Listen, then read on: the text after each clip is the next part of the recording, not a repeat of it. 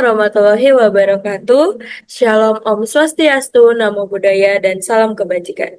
Perkenalkan, kami dari LFR Tim 6 akan menjelaskan project based learning kami. Di sini dengan saya sendiri, Nadia Esther Liana Siahaan, dengan NIM 4224010, dan rekan saya.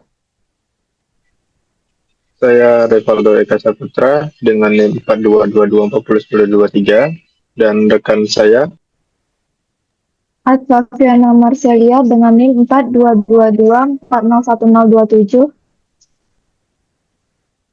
Baiklah, di kelompok kami terdapat 3 job desk terdiri dari mekanikal, elektrikal, dan program. Sebelumnya ini merupakan tanggung jawab dari masing-masing anggota, tetapi dalam pengerjaan proyek kami lakukan bersama-sama. Next. Desain bukan hanya soal bentuk, tapi tentang bagaimana semua komponen bisa bekerja sama dengan baik. Disinilah semua komponen kami susun dengan presisi untuk menciptakan sistem yang stabil, efisien, dan siap menjalankan fungsinya secara optimal. Secara fungsional, struktur utama robot kami dirancang dengan pendekatan modular. Komponen-komponen seperti motor penggerak, sensor garis, serta modul baterai ditempatkan secara strategis untuk memaksimalkan efisiensi kerja. Sensor garis juga diletakkan pada bagian paling depan untuk memudahkan pembacaan jalur secara real time. Sedangkan motor dan roda besar berada di bagian belakang untuk memberikan daya dorong utama. Dari segi stabilitas, kami menempatkan baterai di posisi bagian atas dan di tengah agar pusat gravitasi tetap seimbang saat robot bergerak. Posisi ini menjaga distribusi berat agar tidak mudah berguling, terutama ketika bergerak di bagian permukaan yang tidak rata atau saat berbelok dengan cepat. Secara mekanikal, desain kami juga dibuat agar mudah dirakit dan dirawat. Kami menggunakan komponen-komponen standar seperti baut, mur, bracket, dan motor DC yang umumnya tersedia di pasaran. Selain itu, pada bagian yang dirancang seperti gripper, kami bisa cetak seperti 3D printing. Dari sisi estetikanya, kami sengaja membuat desain yang simetris dan rapi. Beberapa elemen ditampilkan dalam bentuk transparan untuk memperlihatkan bagian yang dalam, seperti jalur kabel, dan visual desainnya tetap bersih dan rapi. Selanjutnya, next. Saya akan menjelaskan bagian gripper atau alat penjepit yang menjadi salah satu fitur penting dari desain mekanikal ini. Gripper ini dirancang untuk menjalankan fungsi pengambilan objek secara otomatis, terutama pada kelereng. Desain gripper menggunakan 2 lengan penjepit yang digerakkan secara sinkron oleh 2 buah servo. Mekanismenya menggunakan sistem gear, di mana gerakan servo akan dipindahkan ke roda gigi yang menggerakkan kedua lengan secara bersamaan. Kami memilih mekanisme gripper ini karena memiliki beberapa keunggulan. Yang pertama adalah presisi.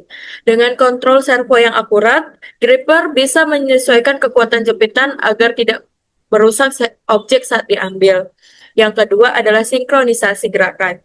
Karena kedua lengan bergerak secara bersamaan melalui gear, posisi objek akan selalu berada di gripper, meningkatkan kestabilitas saat membawa objek. Dari segi bentuk, kami membuat lengan gripper didesain dengan sedikit melengkung agar bisa menjangkau beberapa objek seperti benda bulat ataupun pipi. Secara keseluruhan, gripper ini tidak hanya berfungsi sebagai penjepit, tetapi juga sebagai salah satu bagian pendukung fleksibilitas robot dalam menjalankan beberapa tugasnya, terutama dalam sistem pick and place otomatis. Selanjutnya akan dijelaskan oleh rekan saya, Rivaldo.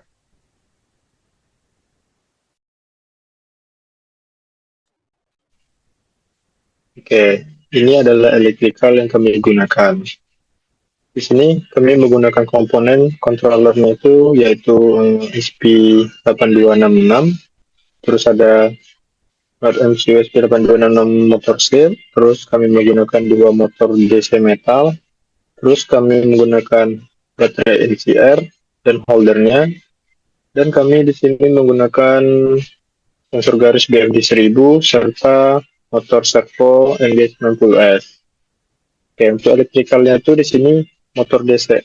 Yang pertama itu terhubung ke motor seal A plus dan aminnya. Terus motor DC kedua itu terkoneksi ke B plus dan B min motor selnya. Terus koneksi baterai plusnya itu tuh akan terhubung ke pin dan VM motor selnya untuk daya dari motor sel dan juga motornya.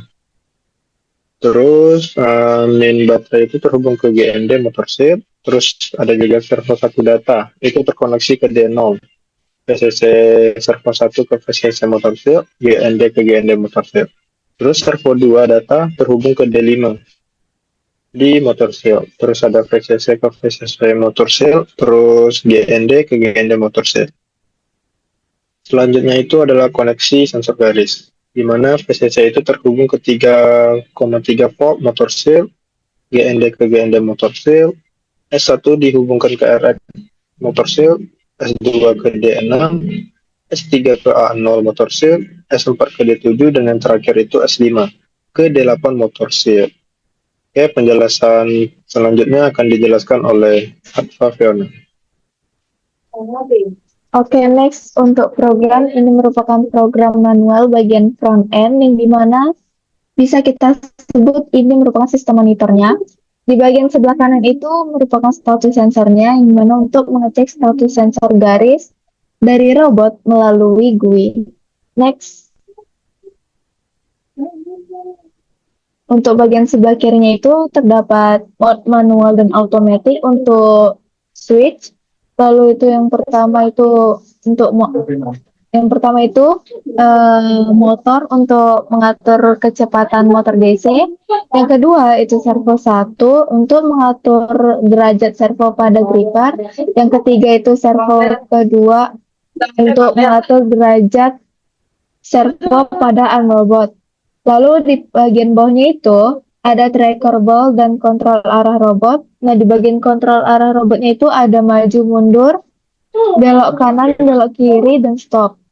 Nah, jadi tracker ball ini akan mengikuti perintahnya sesuai dengan kontrol arah robot. Next.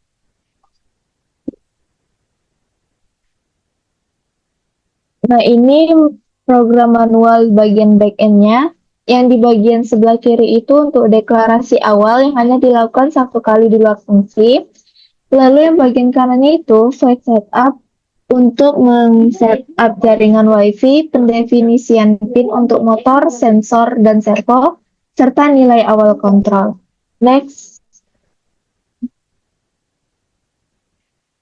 Yang di bagian atas itu untuk mengecek status koneksi WiFi. Jika terhubung, maka akan keluar di serial monitor bahwa WiFi telah terhubung. Lalu keluar alamat IP-nya yang dimana IP ini digunakan untuk mengakses server dari GUI. Lalu di bagian bawahnya itu void loop untuk membaca sensor dan mengirim datanya melalui jaringan WiFi. Next.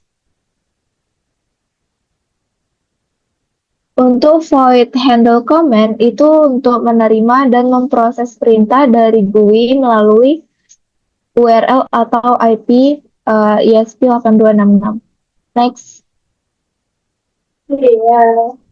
Yang terakhir untuk motor control, void ini untuk mengontrol motor DC yang dimana DA itu arah motor A, NA itu kecepatan motor A-nya, lalu DB itu arah motor B, NB itu untuk kecepatan motor B. Nah, itu di bagian analog itu terdapat paling di mana ketika kita mengisi nilai di sistem monitor, maka robot akan bergerak sesuai dengan angka yang telah diberikan. Oke, selanjutnya akan saya kembalikan kepada Nadia. Demikianlah pemaparan dari kami mengenai desain, program, dan elektrikal kami. Kami ucapkan terima kasih atas perhatian dan kesempatannya. Dengan senang hati, kami siap menerima masukan, pernyataan, ataupun kritik yang membangun. Sekian dari kami, terima kasih.